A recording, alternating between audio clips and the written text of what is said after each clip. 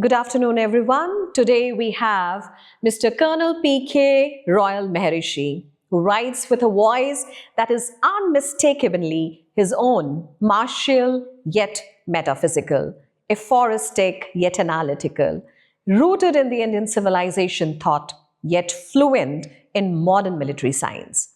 His body of work spans strategy, leadership, philosophy, spirituality, and lived wisdom. It's a matter of great privilege and honor to speak to someone who is into writing, which is like a battlefield commander who thinks like a philosopher and compresses the decades of experiences into sentences that refuse to flatter the reader. So, good afternoon, sir, and welcome to this podcast. Yes, sir. So, sir, who is Sun Tzu?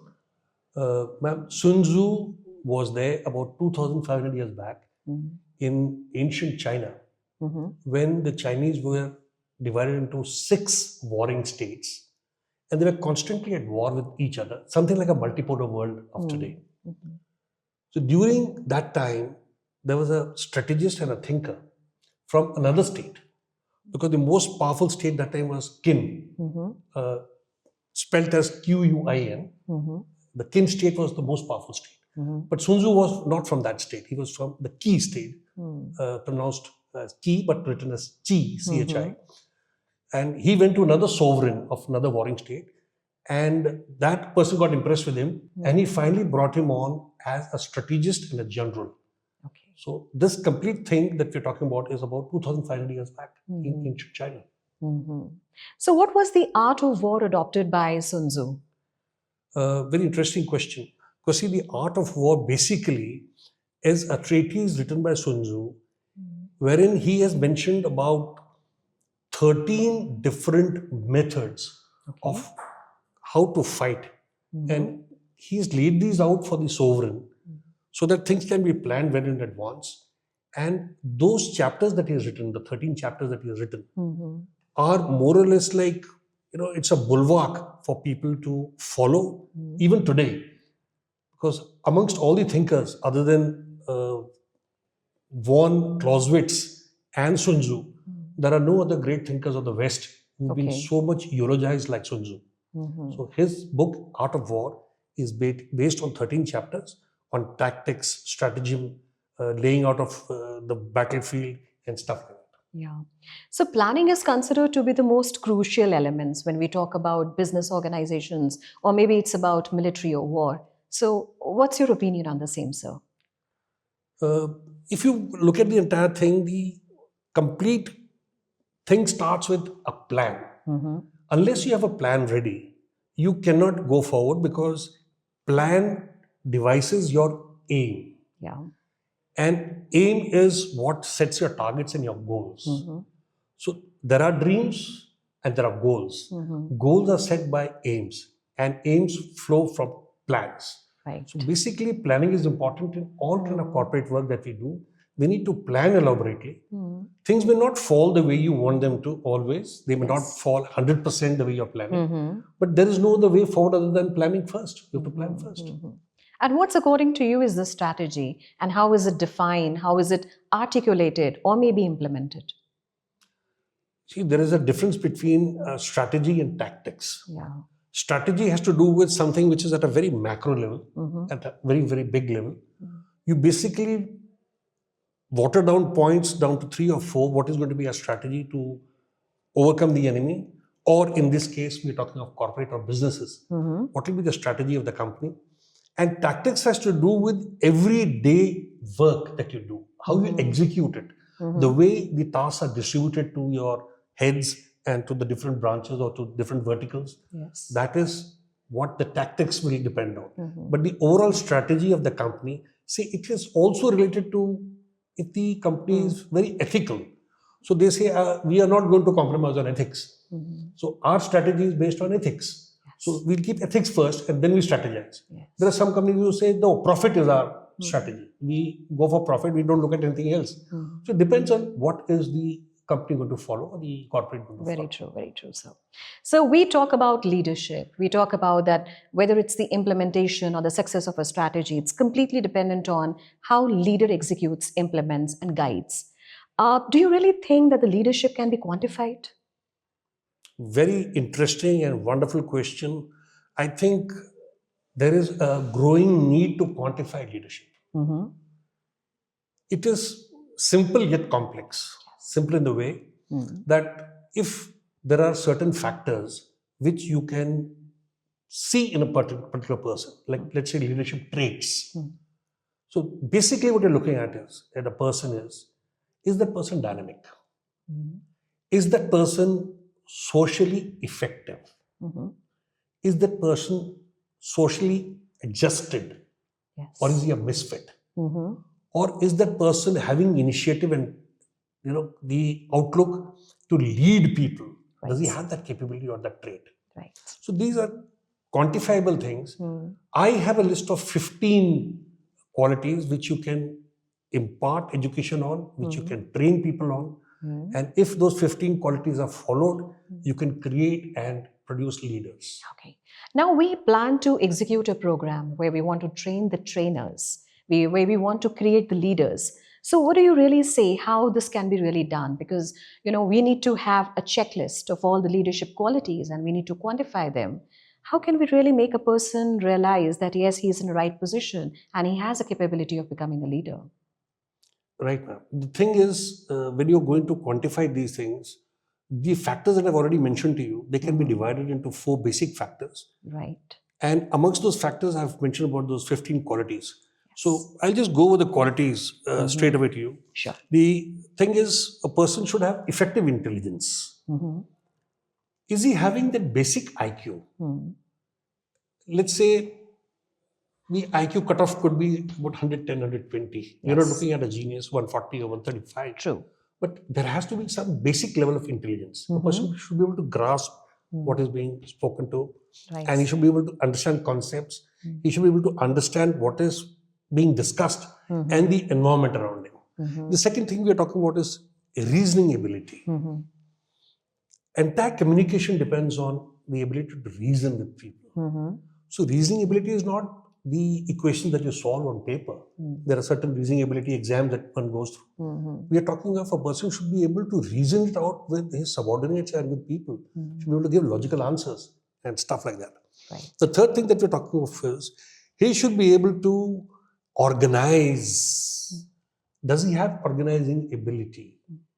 Is he able to get a team together, Right. work with them, take work from them, give instructions, follow through, and then monitor the progress? If he's having that capability, then I think the first factor that we're talking of is taken care of. Right. The next we're talking of is social adjustment. One has to be socially adaptable. Because ultimately we're staying in society. We are not staying in the Himalayas or we're not staying away from people. Right. We have to take work from people. So if you're not well adapted or adjusted to people in a society, it'll be very difficult to communicate and get along with people. Very true. Very rightly said. Very rightly That's said. the requirement because we are dealing with people intensive kind of environment. So you should be able to get along with the people. Right. But when the organization thinks of upgrading a person from one level of hierarchy to the another one, right? There are a lot of testings which are done, and we need a lot of tools. So, for example, if you really want to promote someone, so is there any specific tool through which you can identify, yes, the person has leadership skills and qualities, and he can be promoted to some of the hierarchies or levels? How can we go ahead with this? Ma'am, there are multiple tools available today. Yeah.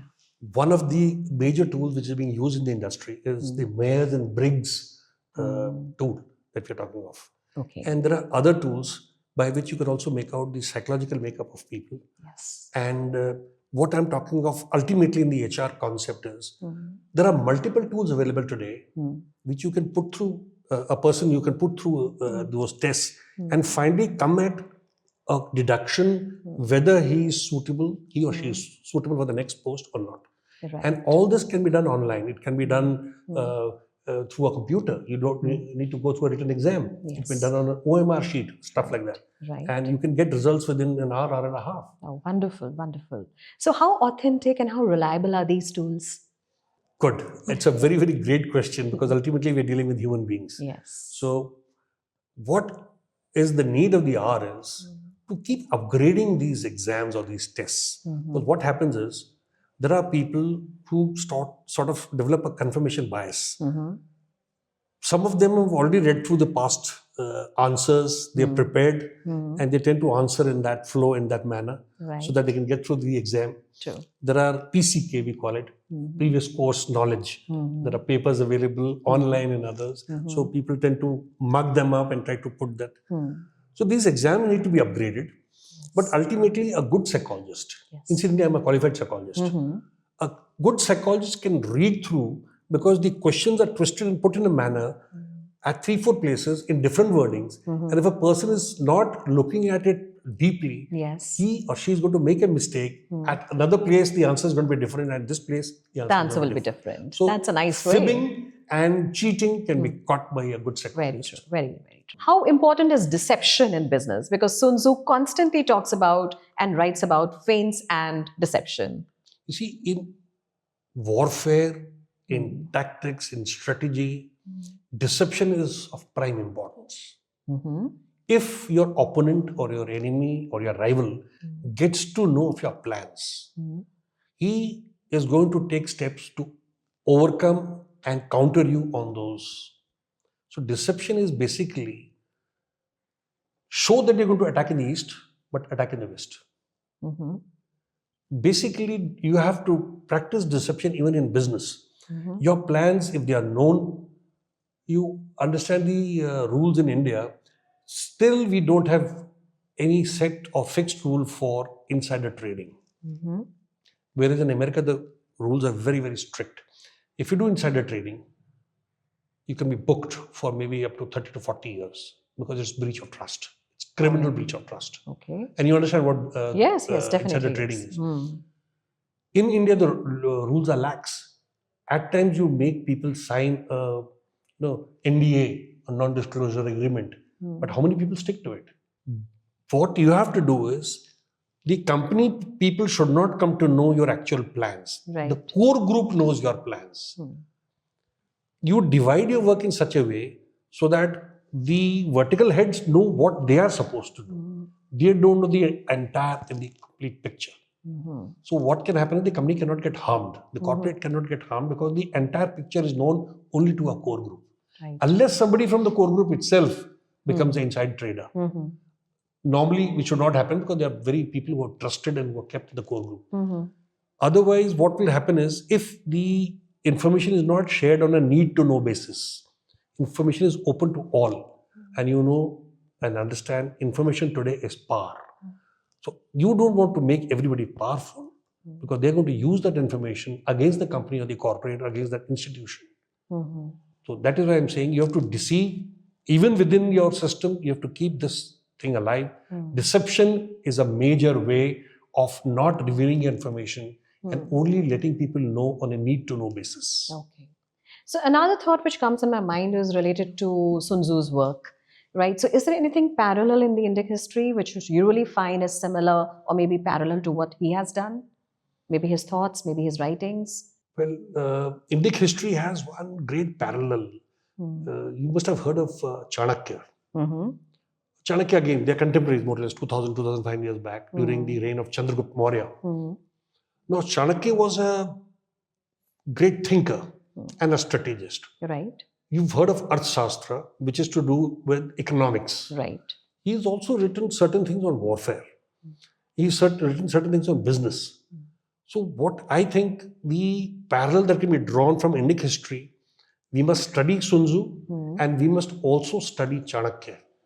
In certain business dealings, in certain interactions, in certain human interactions that we're talking about, Chanakya is very, very important. Yes. And you'll realize he's relevant even today, which is more than 2,500 years. Right. We still train our students as far as strategy development is concerned, and we take them an example of Chanakya. Great. We do that. Great. Wonderful. Yes. So now the scenario is changing, the time is changing, the data is considered to be the power. As you said, information is also the power. And we need training, related to maybe how this has to be used. So what do you think should be the level of training as per the changing scenario? The training itself has to be multi-pronged. What we need to do is, first, is we need to identify that what are we actually going to impart? What is our aim? What is the intent of training? Yes. What are we going for? Once that aim is clear, you realize today people have very, very scant attention span. If you've seen a Hollywood movie, you will realize that the scene or the scenario changes every 2.5 minutes, Right. because human attention span is 2.5 to 3 minutes only. Very rightly said. Yes. If there is a twist, if there is a change in the plot, you keep the viewer engrossed.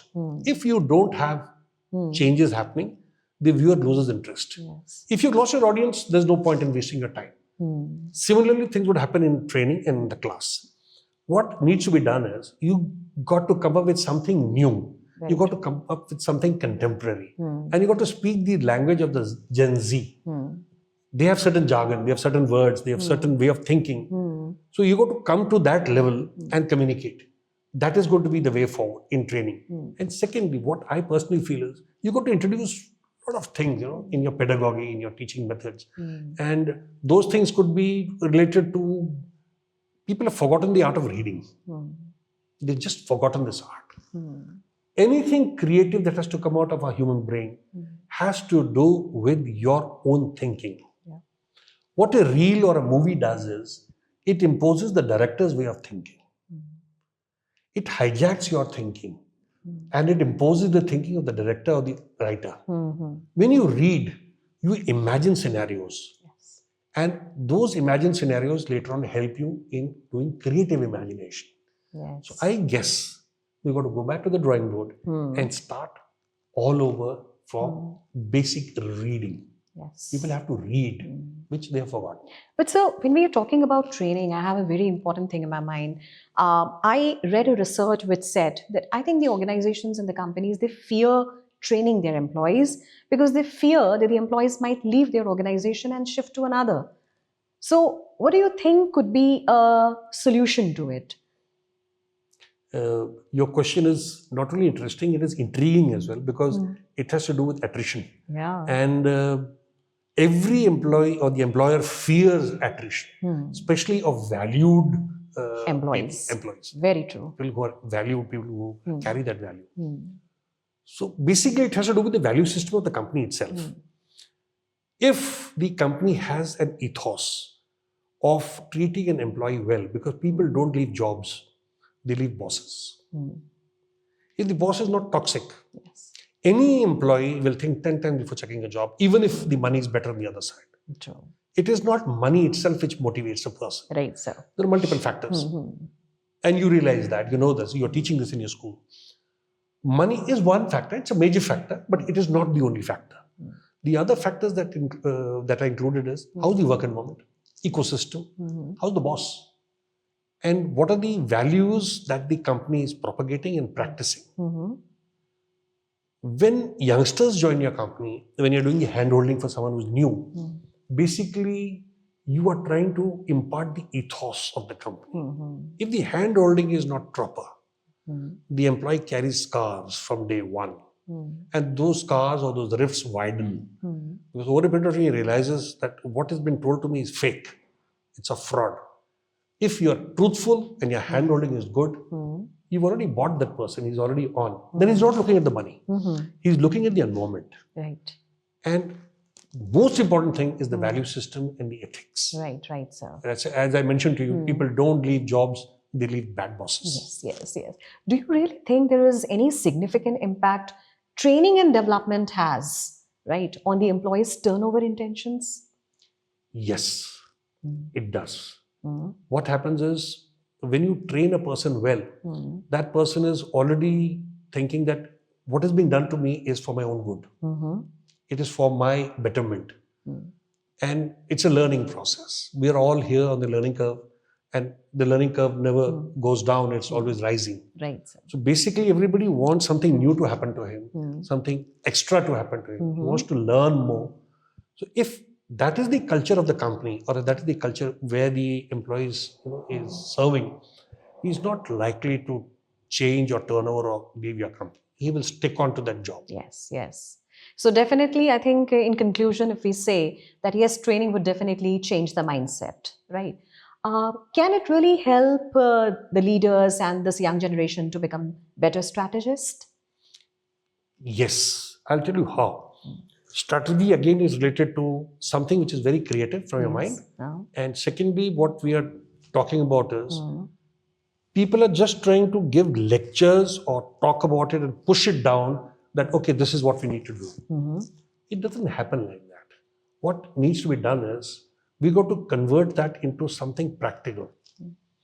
The nearest and the best practical example, which the generation understands today, is threefold.